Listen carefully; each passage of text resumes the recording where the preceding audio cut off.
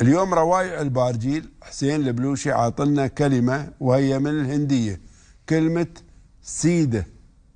سيدة نحن نستخدمها مع سيارات الأجرة، كنا أغلب شيء لأن هي كلمة هندية، وهي كلمة يعني سيدة أي على طول، والكلمة هندية الأصل، ونقول سير سيدة.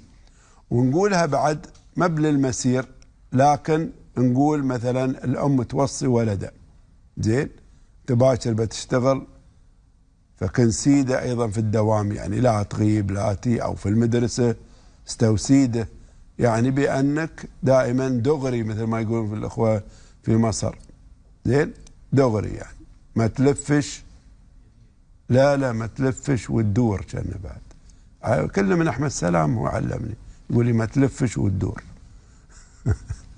فسيدة يعني دغري، يعني إلى الأمام.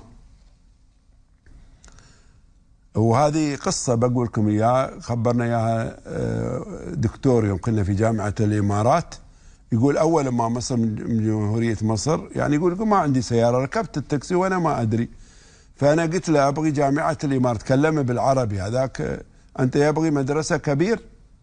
قال لا الحين ما يعرفوا مدرسة كبير. يقول كل ما أسير يقول لي سيدة سيدة. المهم عقب نزل عنه، فيوم اجتمعوا في الليل مع الأصدقاء وشيو، قال لهم يا أخي سواقين التاكسي في العين محترمين، كل شوي يقول لي يا سيدي يا سيدة سيدي يا سيدي، يعني فهم بهذه اللغة. قالوا له ما يقول لك يا سيدي، هذا يقول لك يعني دغري دغري. يقول فعقب عرفت الكلمة وظلت معاه بعد، عقب كلمة هاي يقول لهم سيدة.